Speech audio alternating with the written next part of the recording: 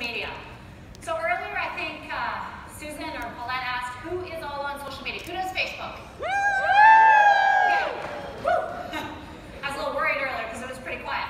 So if you're not on Facebook, and again, this is not the only way to do your business, but this is a very big way to be doing your business these days. Here's some stats for you of why maybe you want to look at it if you're not. There is 1.6 billion users on Facebook, 700 million groups. Yeah, you guys just take photos of all of this. The average person spends 41 minutes a day. Veronica Bishop, or Victoria Bishop spends much longer. 76% of the users are female. And they're our target market, right? They're the women between 25, 55 who are on there a lot. So why would we want to use social media? And like anything else, there's good ways to do it, there's bad ways to do it, and that's kind of my goal today is to help you a bit with that. 42% of marketers say it's crucial for their business. Any new business that opens today is on social media. It's free advertising, you guys. Your store can truly be open 24 hours a day, and you truly can make money while you sleep, which is kind of cool. Who likes making money? Woo! You're online anyways. You're on there watching your, cousins, sisters, high school person's grad, whatever it is, you're on there anyway, so you may as well be making some money while you're on there. It really, really expands your reach because you have your friends, they have their friends, and your content can go further than yourself and further than your friends. I personally love Facebook and social media. It has changed my business over the last 3 years. Mark Zuckerberg is brilliant. I wish he was single and I could marry him. And he was your... Okay, so there's this thing that I like to call the 80-20 rule. Now, the problem with social media is sometimes people will do one post, and they're like, okay, I'm going to do this post, and I post it, and no one comments, no one likes it, no one pays attention, and they're like, well, that didn't work, and they stop, right? It's just like your spa. If it doesn't work, you tweak it, and you figure it out, and you do it better the next time. On your personal profile, you do not want to be throwing up BeautiControl all the time, or people will hide you, or unfriend you, which is the worst, or block you, right? You want to make sure that you have this 80-20 rule. So I always do 80% personal, family, there's a lot about my boys, 20% business type posts. You want to create interest in what you do. You almost kind of want it to be a little bit of a mystery where they are like, what do you do, right? So for me, why I started doing social media in the last 3 years was when I started BeautiControl 8 years ago, I was married, and so I had support at home, and I had 3 little boys who weren't in sports.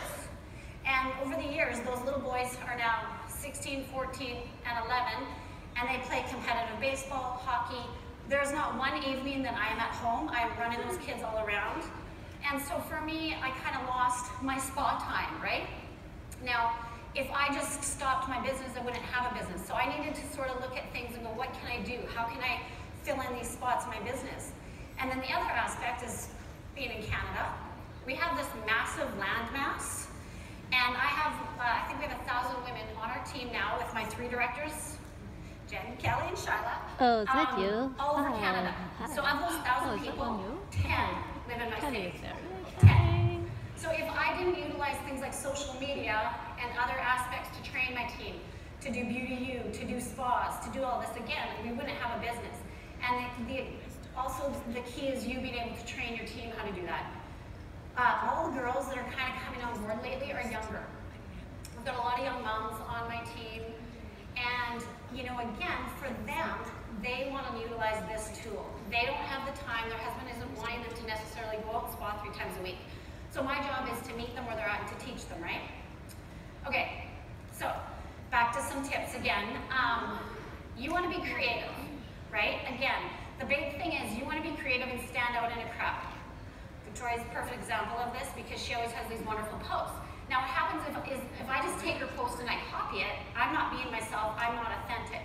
So you want to make sure that you're speaking your language, that you're talking the way you would talk. And you want to be creative so that people will follow you. I would say no negative Nancy, no Debbie Downer, no posting pictures of your wound and your surgery and you're like, oh, look at my surgery on my butt, right? Because that's weird. It would be weird. It would be really weird if you did that face-to-face with someone. It's also weird on social media.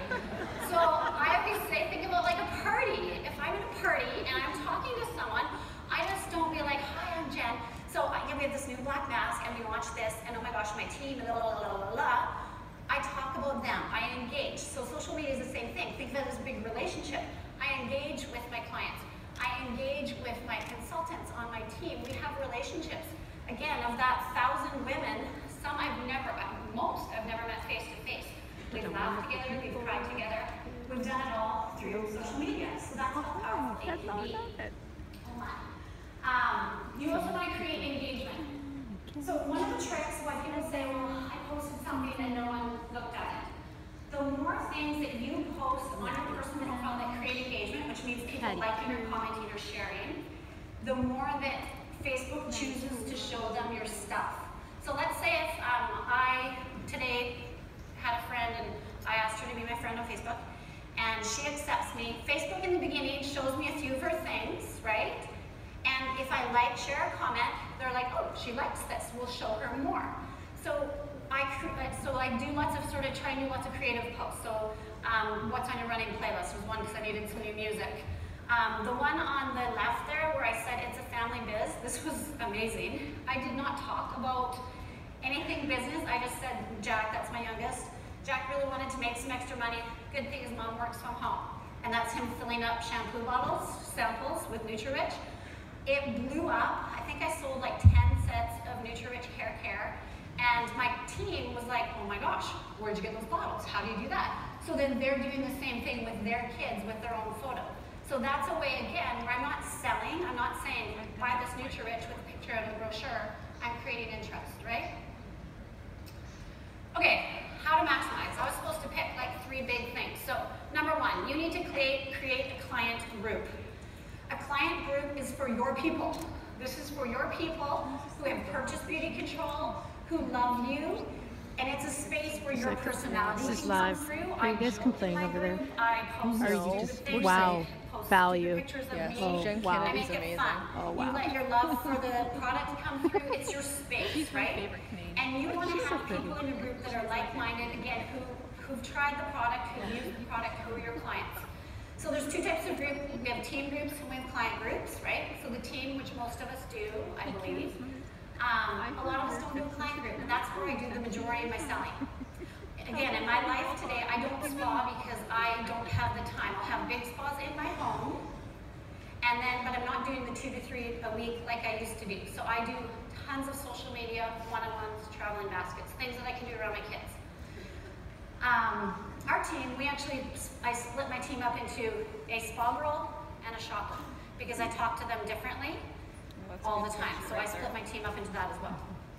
Okay, so do's and don'ts for your group. Take pictures because it's just easier. On my video. The big thing in your group, Cindy, do put some not just counsel. add people. 32,000. It's like the kiss of Right death. there. 32,600. How many of us Thank go on Facebook one day 4,700 and in all your of a sudden you're seeing pocket. all this weird stuff, Okay, and we're you're in listening. some, like, We're listening, Jen. weird group that you don't even know what's going on because someone has added you.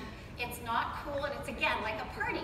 I wouldn't just walk up and be like, throw my beauty book at you, and you're like, what is this stuff, right? So it's the same thing. You want to invite people. Hey, Mary, I met you at blah, blah, blah, blah, blah. I've got this really cool group where it's only for my clients. It is private. It is special. It's elite. Would you like to be a part of it? And they say yes, always. Don't just sell in your group. Again, create engagement. Post Lauren Fast. I use your videos all the time in my group because I don't do makeup, and I never will do makeup. I post her videos and I ask them, don't just post the video. I'm like, what is the best thing you learned today? Or what did you think about this? So it creates engagement, right?